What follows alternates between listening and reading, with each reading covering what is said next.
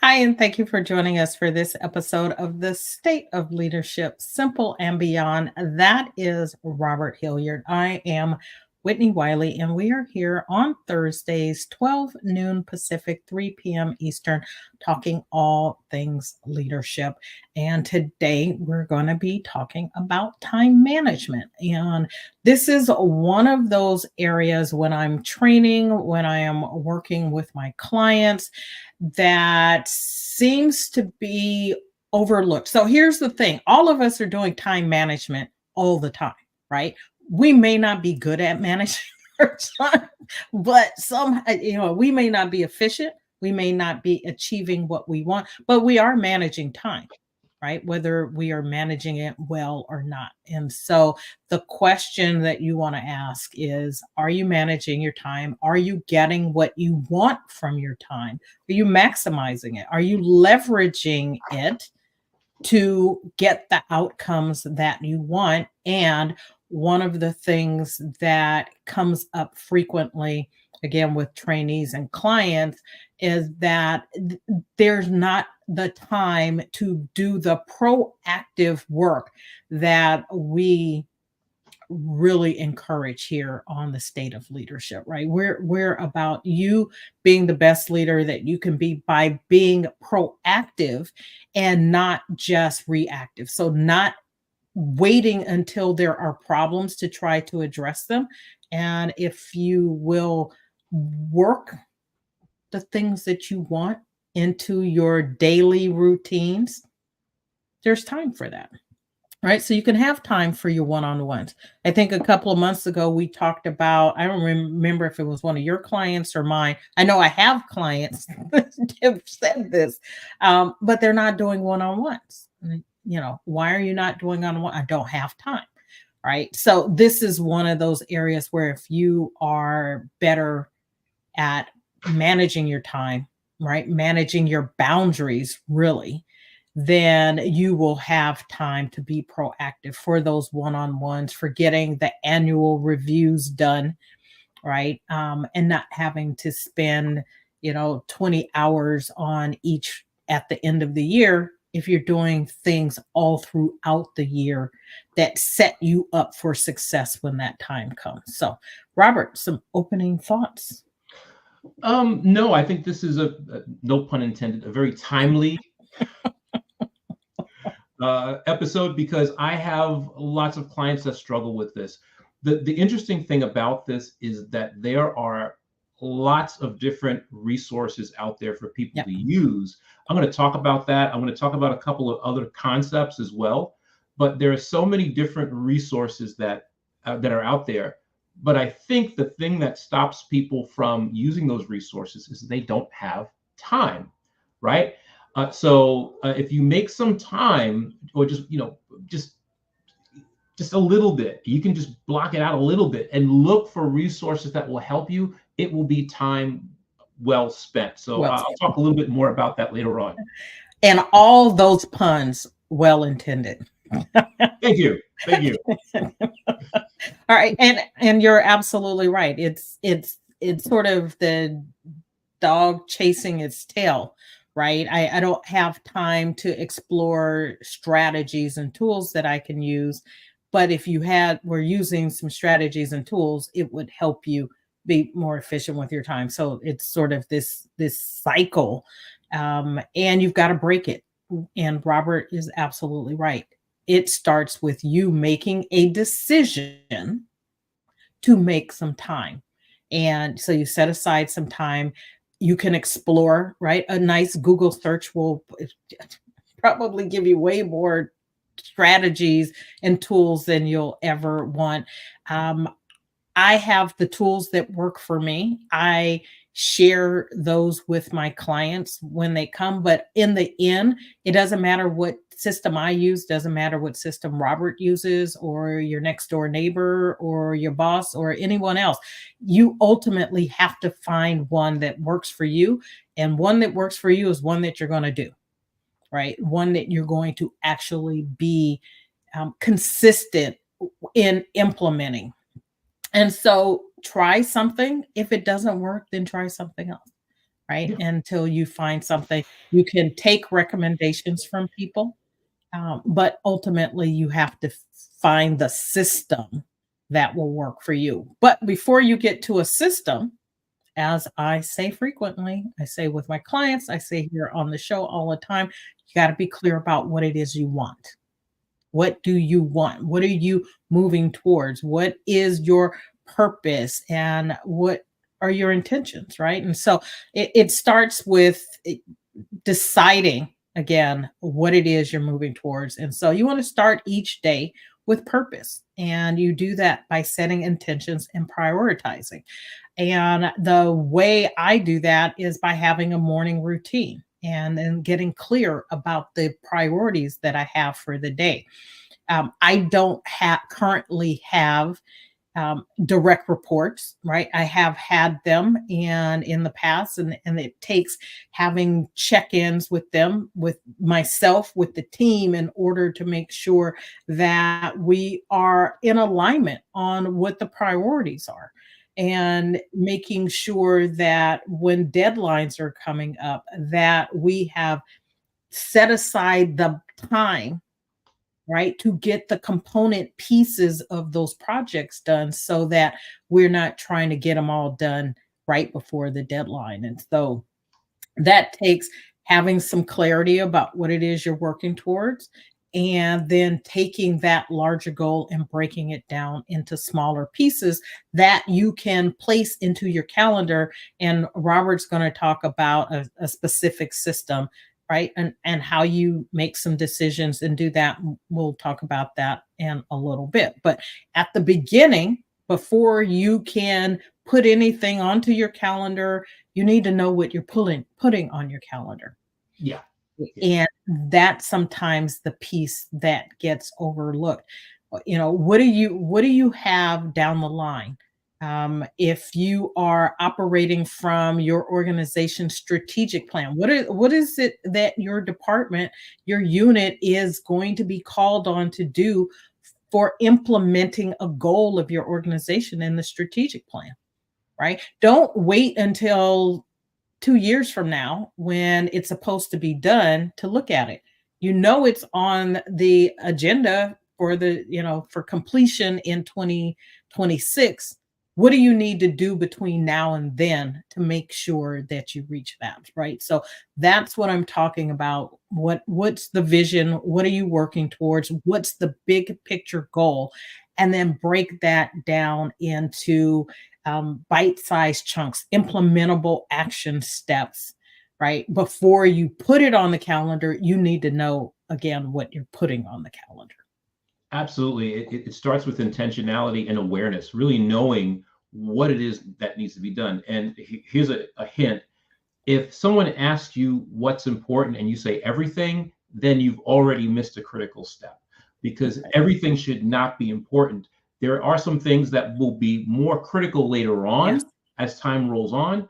But if you're waiting, if you got caught off guard, if you didn't put that in your schedule and make a plan to take care of that thing, that critical piece little by little, and now it's the 11th hour, then you really have a time management crisis on your hands. Everything should not be important. So there are some things that are more important than others. I need to Yeah. say. I mean to say. So you really need to have that awareness of what's important. And one of the concepts that I want to bring up is, and this was taught to me by David Peterson and David Goldsmith, two big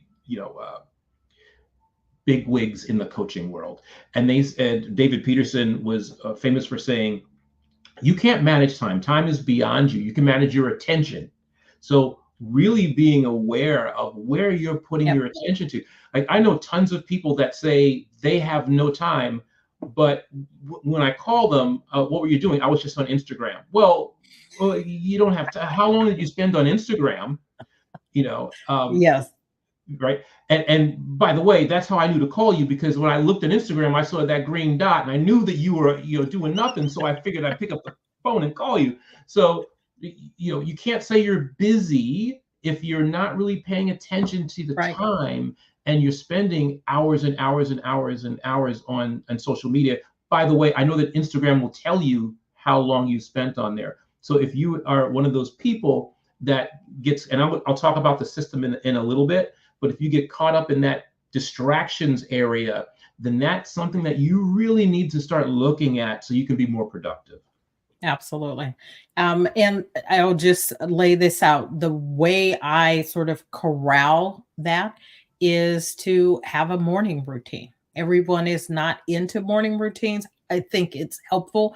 It helps me to have a focus for the day, right? It helps me center, to remain calm, to know that I have addressed the things that need to be done. I can prioritize the three things that are most important, that if I get those things done, I will feel accomplished at the end of the day. And then everything else that I do beyond those three top priorities is gravy, right? And it makes me feel even more. I love the days at the end of the day when I was like, I nailed it, I got it all accomplished.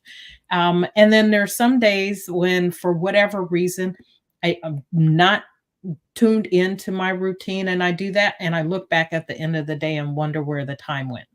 Mhm. Right. And so, to your point, sometimes it's the distractions. Sometimes there's something that popped up that just took me off course.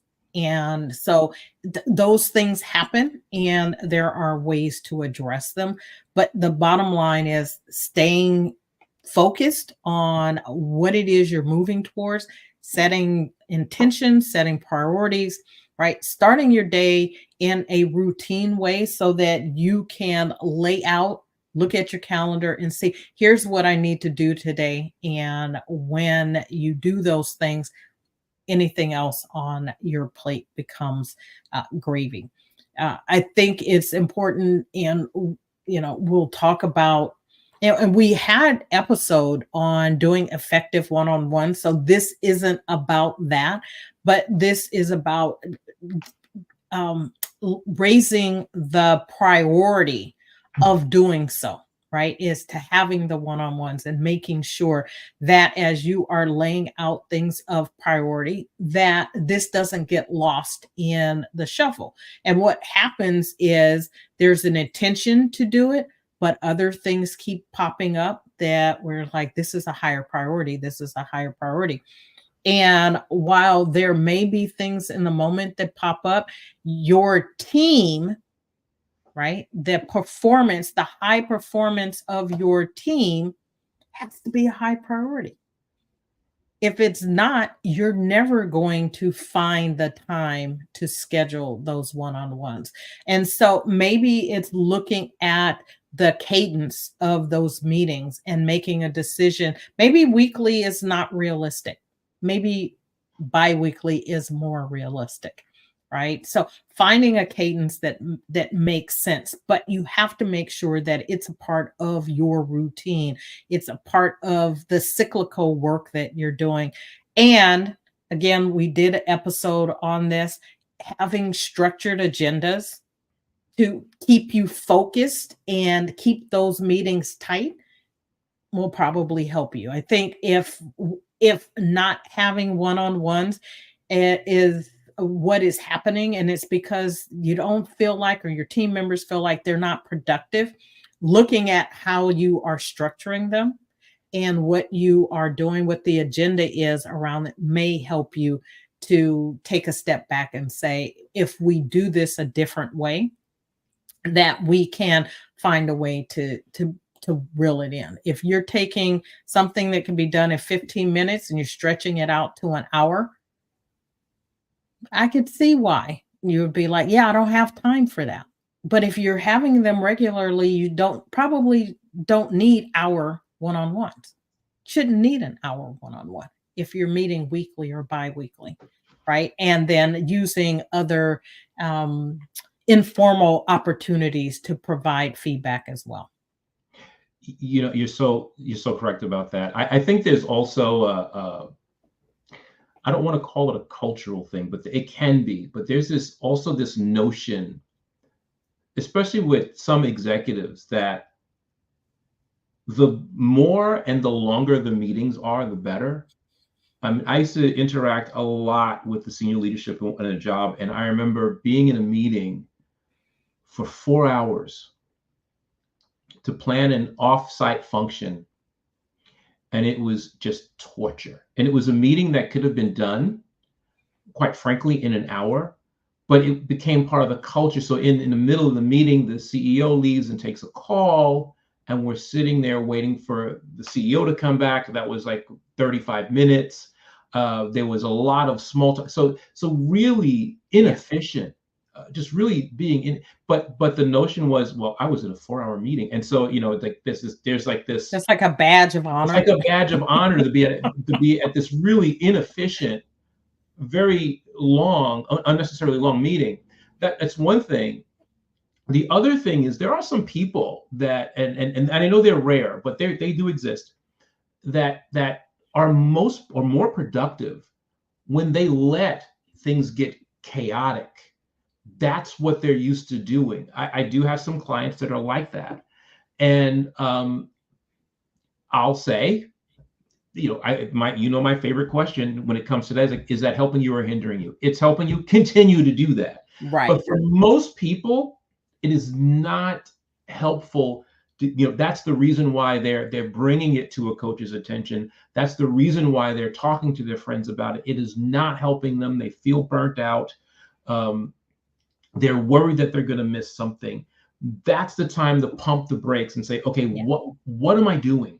How if I don't have a system, like we talked about at the very top of the show, what would help me? And the other thing that I'm not surprised anymore, but I used to be surprised by, I'll say, okay, how do you manage your time? Or what system? Have no clue, right? They don't have a system, haven't thought about it. They just know that they're overwhelmed by time. Time is overwhelming them, and they don't know what to do. So now would it be a good time to segue into system right now? One more. Let's do one more, and then Okay. that'll be your segue. So I think the other thing is to look at, again, the big picture and what are your core leadership responsibilities, right? What are some things that you're going to have to be doing, whether they're annual or quarterly? So your annual performance reviews, right? So you've got them on the calendar, but you want to work backwards for when are you going to actually do them? So there is, if for most, it may be different in your organization, but for most organizations, you will have the actual completing of the document, and then you'll have the sit down with your employees. And so schedule that, put the time, at least the time blocks on the calendar. These are the days and times that I'm going to set aside for having the meetings, and then work backwards. When are you going to actually do the work of completing the review, right? The document. Is it the policy or procedure in your organization that your employees get to review them before they come in and sit with you? Now, I have been in organizations where I see the review for the first time when I sit with the manager. Not fun, right? Because then you have to sit and read it. So part of the time that has been set aside for this discussion is spent with the employee actually reading the document, right? Go ahead. Or managing the surprise. Or managing the surprise, right? What? Why is this on here?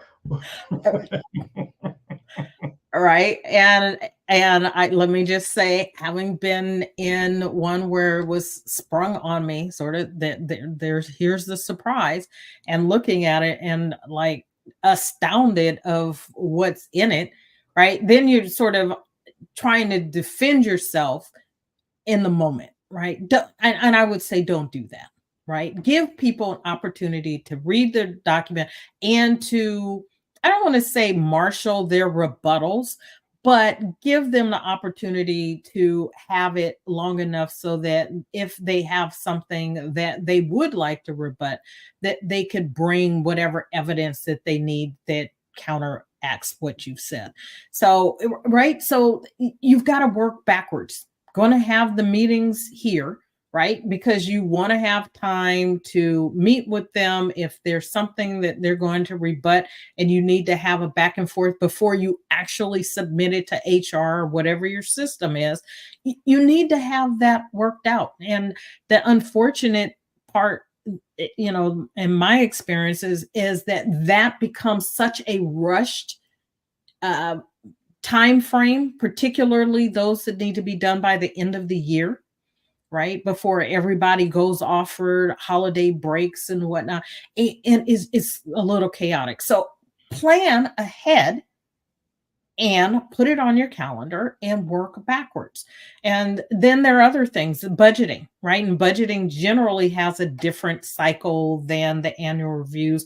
For at least the organizations that I've been in, budgeting is usually done mid-year to, the mid-year to third quarter in order to work its way through the process so that it can be approved by the board or whomever before the start of the new year. All right, do you have team building sessions? Right? What are the things that you're going to have on your calendar? Staff retreats, right? What are those things that you're going to have? Get them on calendar, and then you have to work backwards for the steps to make sure that the work actually gets done, right? And I think that's part of what gets lost, that there's even if you put on the calendar, there are no blocks of time set aside in order to actually get the work done. So, planning ahead, those things that are on the calendar, setting aside blocks for actually getting the work done, long-term goals, short-term goals. And if you can break things down and do them consistently, right, then when things pop up, there's plenty of time in your calendar to address when those emergency or those urgent matters actually pop up. So yeah, you got to have, and this is the segue into the system, right? So I usually ask people when they talk about time management and they're struggling with prioritizing their work, I go, well, what do you use? And they go, I don't have anything. Yeah.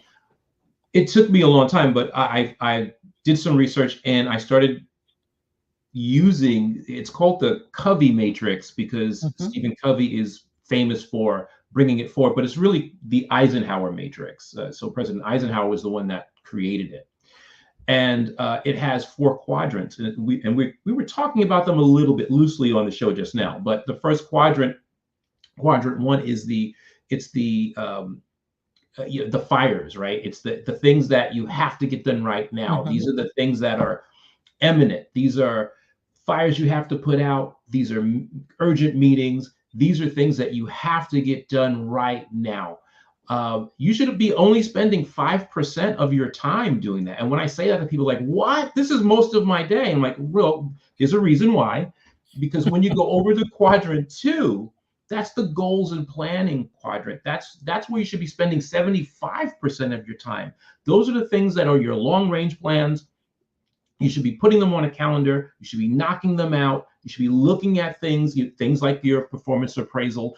It's like capturing all the data from all your direct reports, putting them in a file that we talked about that on the show, getting all your ducks in a row, so to speak, so that when annual appraisal time comes, you're not running around using fowl, like a chicken without a head, ducks, chickens. So, but the interesting thing about this quadrant is that if you don't take care of it, it slides over into quadrant 1. Yeah.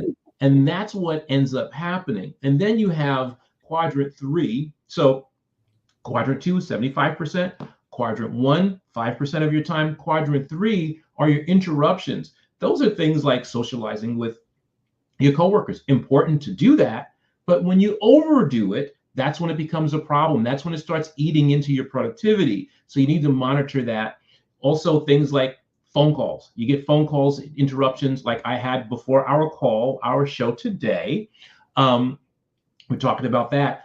that eats into your productivity time. And for quadrant 1 and quadrant 2, you really should only be spending 15% of your time here. And I typically ask my clients, how well do they negotiate when those things come up? Because a lot of times those interruptions are people asking you to do things that you can delegate to somebody else, negotiate, or redirect back to that person because you don't have time to do it. If you're a people pleaser, that's going to be a problem for you. So that's another thing to look at. And then quadrant 4, which are the distractions, which really blossomed during the pandemic. People were working from home, and so they were doing their business and their housework, and everything else kind of melded together, and they were getting distracted and not prioritizing certain things. So really, you should only be spending 5% of your time there. So when you look at that on a daily, weekly, monthly basis, it's a good way to really look at how you're spending your time. What I do with my clients, I send them the master sheet with all the things on it, like I just described, and I send them a blank one. And I'm like, look at how you're spending your time and see, and then we'll talk about that the next session. And they usually come back to me like, everything is in quadrant 1, or, oh my goodness, quadrant 3 is really big. I'm a people pleaser. Anytime somebody asks me to do something, I'm like, sure. And then I don't have time to do my quadrant 2 things.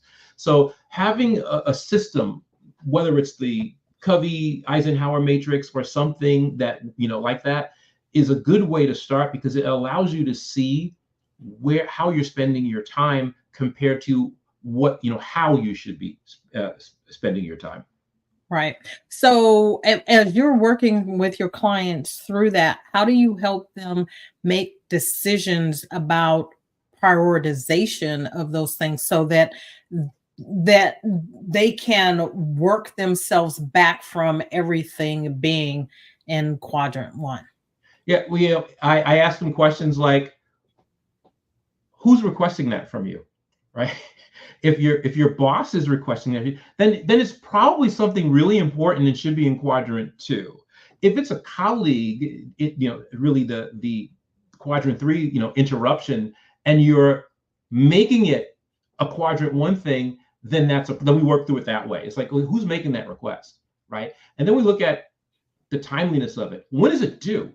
Do you know when it's due? If you don't have the ability to negotiate, it's probably a quadrant 2 thing. If you have the ability to negotiate and you're just not doing it, it's a quadrant 3 thing that you're making a quadrant 2 thing. So it's looking at and asking those questions and getting their thinking around that. There are some people that it doesn't matter whether or not that they report to that person. If that person is a boss, they'll automatically say yes, right? Yeah. When in reality, there's no consequence, no negative consequence to telling that person you can't do it, but they just won't do it. So that becomes a secondary thing to look at as well. So here's one of the things that comes up, and this question comes up in training all the time. Probably a little less with my coaching clients because they are generally higher on the, in the higher in the hierarchy of an organization, but certainly in the trainings that I do with more frontline managers, middle managers, and they get these what turns out to be competing priorities, right? And different people coming to them, whether or not they are people pleasers, they are feeling like they can't say no to people. And so one of the strategies that I endorse is, if you are having difficulty determining priority for competing interests that come to you, right, is turning it back over to the people who have brought it to you and let them work out the priority, right? So one of the things that you can say to someone is let's say you're working on a project, and that, let's say the deadline is tomorrow. You've been working on this for a while. Deadline's tomorrow. Your boss comes in and brings you something else and says that this deadline also is tomorrow. Let's say it ends up you've got these two things and it's also tomorrow. You can only do so much work, right, between now and tomorrow, right? And so the question I get is, how do I make a decision about which one is the real priority?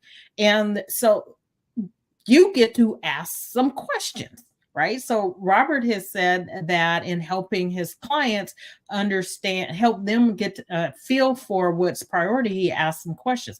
Here's your opportunity to ask someone questions before you take on additional work that you either don't have the time or the bandwidth for.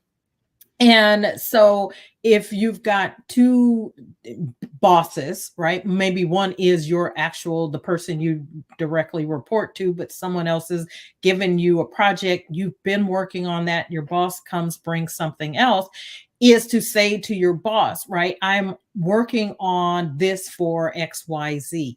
It's due tomorrow. Is this a higher priority than this thing that I'm working on? And can you guys work out the timing of it, right? There's no reason that you have to be in the middle of something and you let the people who are above you work out which one is higher priority. You may have a reasonable boss who would say, oh, okay, let me see if I can find someone else. Or you can say, can that be completed the day? Does it really have to be done tomorrow? Can it be completed the day after? And Absolutely. sometimes people bring you things and say a deadline. They've padded time in there. And so maybe tomorrow isn't the drop dead deadline. And there's some flexibility in there so that you can actually do both. But what happens is people don't want to ask the questions. They don't want to send a message that they can't take on more. They take on more. And I don't know if it's that it's better to ask for forgiveness than permission. Mm-hmm. Right. And I was like, no, get clarity on the truth of the matter in front of you and what the actual deadlines are. You don't have to put yourself under undue pressure in order to get things done if you will have a conversation. Now, if it turns out that they both really need to be done by tomorrow and you can't do both, right? Is there someone else in this organization that can do one or the other, finish one or the other projects? And again, it's about communication. And we did a series on effective communication. And so asking questions, being curious, asking questions is hugely important for not only communication safe, preserving relationships, it's making sure that you keep trust, because what you don't want to do is make a promise to both and deliver on neither or only one. And then you've created a trust problem, right? A dependency, someone that feels like they can't depend on you because you don't deliver. Absolutely. And, I learned something years ago when I had a temp job. It was the summer of right before my freshman year in college. It's hard to remember back that far. And I was looking for some work right before college. And a friend of mine said, well, I can get you a temp job at Macy's. So I was working in Macy's. And I remember I worked in corporate buying. So I had to go upstairs to where the offices were. And I remember like being the real Macy's, like New Street. York, New York real Macy's. That's what's up. So yeah, I was on 34th Street. I was like, oh wow, this is really cool. And so I was on the elevator, and this with the executives going up, I was just a temp, but I would be on the elevator with these people, and I'd be listening to their conversations. And this one person got on the elevator and asked his executive to do something. He said, no, I can't do it. And then the person was like, are you sure? He goes, no, I absolutely can't. And then She got off the elevator, and the guy standing next to the executive said, you could have did that. He goes, listen, I have a policy to say no at least once a day, because she just happened to be the one that got it. And I was like, that's a good policy to have, because if you end up saying yes to everything, you end up taking on too much, and you can't do, but it was just really funny. And I said, I always remembered that. He goes, I have a policy to say no once a day. And she just was unlucky to be that one. She just, I didn't know him, so I couldn't ask him, well, is it the first request you get of the day? Because it was early and we're just going up to go to the offices, and that could have been what it was, but it was very interesting. Right. Okay. And that's what that piece of, you said, really, we don't manage time, right? No. We're managing our attention. We're managing boundaries as well, right? This is boundary management, and being able to say sometimes, right? In order to manage your time, you need to be able to say no at some point. And the question of what do you say no to, again, goes back to, what are you moving towards? What are the priorities? What are you trying to accomplish? And the clearer you are about that, the clearer you are about what you can say no to, right? And so, again, the trainees that come through, sometimes they don't feel like they have that self-efficacy and that ability to say no, but you do. And you can say no in such a way that is not, hard no. You can say, I don't have the ability to take this on at this time. Is it okay if, can I complete this and give it to you a week from now? I'm working on these things. Can I give this to you a week from now? Is that okay? If the answer is no, that's on that person, right? If the answer is yes, then you can take that on. If the other side of that is that in reality, right, we only have so many hours in a day. We all have the same number of minutes in the day, right? Same number of hours in a day, but we can only do so much with those. And you have to be clear. I'm just reiterating this. You have to be clear about what it is that you're doing and what it is you're working towards, so that you can be continuously moving in the direction that you want. And I want to say this, that sort of the system that you laid out, the Eisenhower Matrix that you laid out, right? That ultimately the pieces come together. You're going to, what you put into your time blocks, right? Robert's given you a way to figure out what goes into your time blocks. But you have to remember, you have to schedule blocks of time to actually get work done. And you'll want to think about how you get work done. When do you get your best work done, right? Are you a morning person who it's best for you to do those hard brain tasks, right? The things that challenge you, that need your creativity, etc. Do you need to do that in the morning, or are you better in the afternoon? Right? Some people work better and more effective and efficient in the afternoon. And if that's you, then block those time, put those time blocks in the afternoon, right? So that you can, when you are actually working on those quadrant 2 things, that's where you want to put them, right? And so if you are proactive, taking the time, understand who you are, how you work, having self-awareness around that, what it is you're trying to do, breaking down the things into component parts, it'll become clear what to put in the time slots, right? And so you start big picture. You've got the year ahead of you, right? You can roll a year. I used to keep an 18-month calendar on my desk.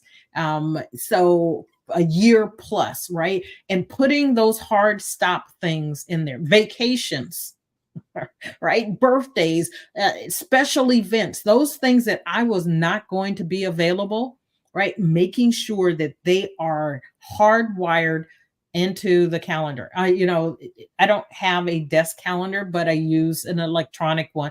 I still use a planner, Mhm. right? But I use an electronic calendar. I can plan things out forever, right? Things that happen every year, they're on there. Once you put it on there, my mom's birthday pops up every time my mom has a birthday, right? There's a tickler for something, things that are important. Put a tickler ahead, a week ahead, 2 weeks ahead, a month ahead, that reminds you, oh, mom's got a birthday coming up. I want to make sure go get a birthday. You shouldn't be on the day before, right? I don't have a personal assistant that I can say, would you go get my mom a birthday present? Right. But I can, or my husband or sister or sibling, whomever, right? Your anniversary presents, right? If you don't have an executive assistant or personal assistant who does all those things for you, and you're doing those things, you need to put them on the calendar, because when they're on the calendar, it's sort of that what gets measured gets done, right? What gets scheduled gets done. Absolutely. What gets scheduled gets done. And so get it on your calendar. You put those hard stop things on your calendar so that you can then look and see how to work around that. So a year, 18 months out, big pictures, break it down into those blocks, figure out which of those quadrants it belongs in from the Eisenhower Matrix, right? You've got your work blocks on your calendar. I used to put blocks on my calendar. Sometimes I didn't have anything specific to go in there, but I knew that I would have work that needed to get done. Yeah. Right. And I wanted to block those things out because other people had access to my calendar and I didn't want them filling it up with stuff when I needed to get work done. And so think about that. So you break it down into smaller chunks, and then you put it in your calendar and you look at your calendar quarterly, monthly, right? Make sure the things that pop up that you add them in weekly at the beginning of each week. All right, whatever you do, Sunday planning, Monday morning planning, whatever it is, look at your week. Is there anything that you need to add in? Is there anything that you can pull out? And then you can say, okay, here are the blocks of time that I have to actually get work done, deep work time, right? Those time where you need high focus, where you're trying to avoid meetings and minimize distractions, right? Put that on your calendar, and then put a sign on your door, on your phone, a do not disturb or whatever, so that you can actually get your deliverables done, right? Most of us managers also have work to do in addition to managing people, right? So you have to think about, when are you getting your work done? Right? Absolutely. And so get it on the calendar. And then when are you available to your team? And so here's one of the things that I have found interesting, that sort of that open door policy. Oh, yeah, come on in anytime. No. How about you train your team that here are the times where they can come in, and whatever they have, they can come in about. Right. I was working with some clients. They both worked for a law firm, and they were talking about how they couldn't get their work done because their team members were constantly coming in. I was like, you've got to set boundaries on that. You have got to train them that here are the times that you can, but they have things that come up because you let them, right? And a lot of times they come, and the things that they ask for are things that they could figure out themselves, but they don't have to, because they come to you and you stop what you're doing in order to give that to them. Right. And so I think they think that's helping, but they're not teaching them to be self-sufficient. They're teaching them not um, learn how to do research, how to find solutions and answers themselves. And then you end up with employees who say that you don't let them do anything, right? You don't let them make any decisions, because when they come to you for things, you give them the answers. And then right? And so even though it's not the case that you're not letting them do that, it's the perception, because you're constantly telling them what to do by giving them the answers to things rather than empowering them and saying you Correct. can you can figure this out, right? You can figure this out. And here are the times, if you struggle with this, you can come in, and if you need to set up 2 times during the day, half an hour here, half an hour morning and the afternoon, right? You'll find the right answers, but you got to be willing to look for the answers. Absolutely. And always as leaders, we have to remember that our habits feed into the habits of others. So if we're constantly, we don't have boundaries like we were talking about, then they'll say, okay, well, I can go into the office anytime, it's open door policy. But if you say, okay, there's an open door policy except when my door is closed or except when these hours or whatever it is, you give them that time, like you're saying, when they can come, then it's going to set up a different habit. You have to create those habits that allow you to manage your time and attention and your boundaries so you can get things done. The other thing that does come up when I talk to people about these tools, though, like I don't have time, or it takes a lot of time to do this, or when I tell people, keep a file on your employees, and then do that little by little every time something happens, good or bad. That way, when annual appraisals come, it takes a lot of time, and I always remind them of a military adage: slow is smooth, and smooth is fast. Yeah. When you can do things methodically and slowly, that helps you move way faster. But if you're rushing now, you're probably going to make a mistake that's going to take you way more time to fix. So, and I would have these discussions with managers when it came to, we're using performance appraisals as an example, rushing through their performance appraisals and putting down, not really having giving really good feedback, using one instance to adjudicate the entire appraisal, which happened to me inexplicably. We spent, I would say, 2 hours fixing that problem.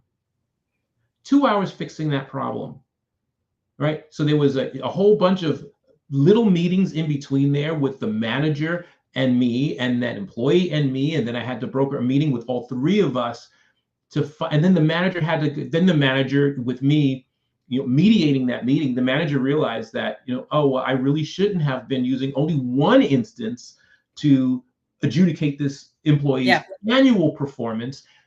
Then the manager had to go back and redo it. That's a great example of it. Slow is smooth and smooth is fast. Had she taken the time to, all year long, just keep a little record of that employee's performance. When performance appraisal time came, all she needed to do was open up that file and, on this date, this happened. On this date, this happened. Yes. Oh, there was a problem over here, and this was the resolution to that. Or this is the issue that problem caused. They would have had a much richer narrative than, oh, you had this one issue with this patient, and now you're getting a needs improvement or unsatisfactory, right, when that clearly was not that employee's performance throughout the year. Absolutely. And I could think of two bosses in the same organization that did it different ways, which is why one of those things for those of you in HR, I think it's so important to train your managers how to do this, right? So if you're in HR, or you can hire us to come in and help you with that, right? Do that first. Hire us. Do that first. But they need to be trained. The bottom line is there needs to be training on how to do this. And all too often we just turn managers over to do the various things without any regard for how to do it. And keeping, documentation. And it's not just about those things that lead to performance improvement plans, right? It's not just the problem issues. It's all, as you said, all of the things, the good, the bad ones, and a record. It takes a minute, 90 seconds for you to jot down right? And if you do it on a calendar or something that's already dated, you don't even have to put the date down. Right? You don't even have to waste time writing dates. Put it in something that's dated so that you can say, here's what happened with Robert on, and this was the resolution, or this is the great thing that he did, or the comment that I got, a testimonial or attaboy, whatever, right? That you can put so that you can fan back through over the course of time or put it in something electronic, right? So that you can pull it up easily and have those examples. And I had a boss who was really good at that. And on the performance reviews, she was very detailed about all the things that justified, because generally, it was 3 meets expectations, the 2 or 1 improvements, the 4 and a 5, and you had to justify anything that wasn't a 3, right? And she always had great examples for that. And others they had the one thing that they remembered from 6 months ago, right? That was the thing. And it's like, that's what you're using for everything. And again, this is another reason why sharing the appraisal before the meeting becomes important, because maybe your employees will give you some additional examples that will help you to flesh that out a little better, which is what I did with those managers that didn't have anything. I was like, I'm not this score, I'm not accepting. And here's the reason why. Because I, as an employee, kept track of those things, right? Because it was important to me to do well.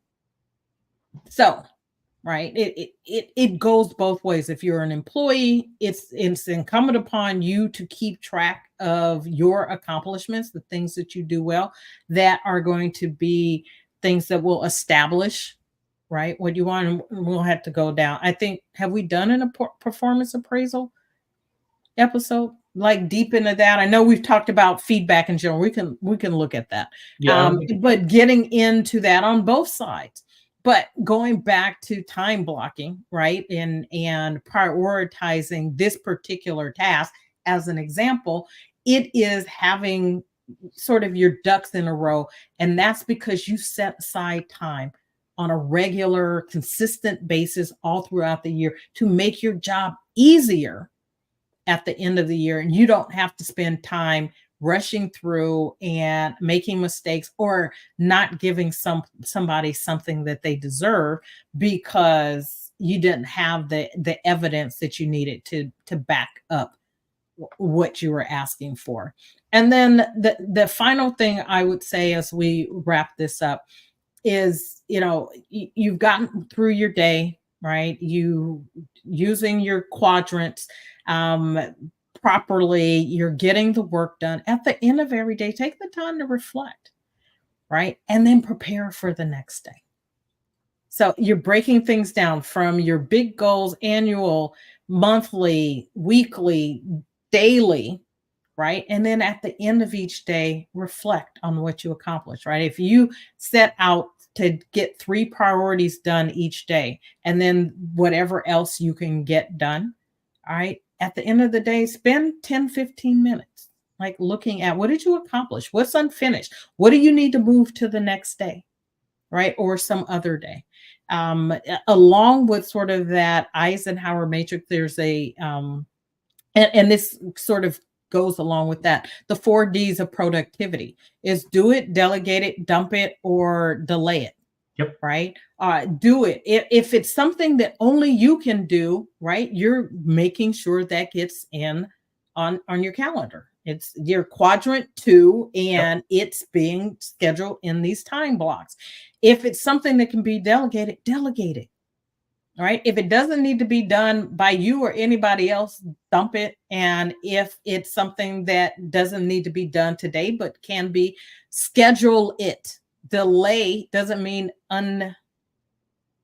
unlimited delay, right? Delay it to a time certain. Put it on your calendar for another time, right? And sort of that allows you to have things that you touch once, you do it, delegate it, send it off, get rid of it, or put it on another date certain. And then you do it when that day comes. Yep. Makes sense. Okay. I love it. All right. Well, with that, we hope that you got some insight into managing your time, managing your attention, managing your boundaries better.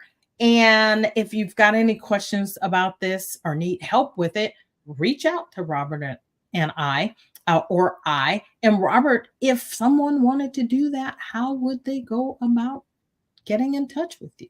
Yeah, absolutely. They can reach me at inspireme@roberthilliardcoaching.com, or just go to my website, Robert Hilliard Coaching, and fill out that contact form. We can set up a discovery session to see what goals I can help you achieve or what challenges I can help you overcome.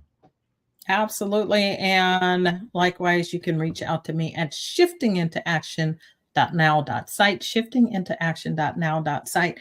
Happy to meet with you and talk about how I can help you. And if I'm not the right person, I will make a referral to someone else. So with that, again, thank you for joining us. We are here on Thursdays, 3 p.m. Eastern, 12 noon Pacific, talking all things leadership. If there's a topic you would like for us to cover in the future, please drop us a note, let us know. And until next time, take care. Bye now.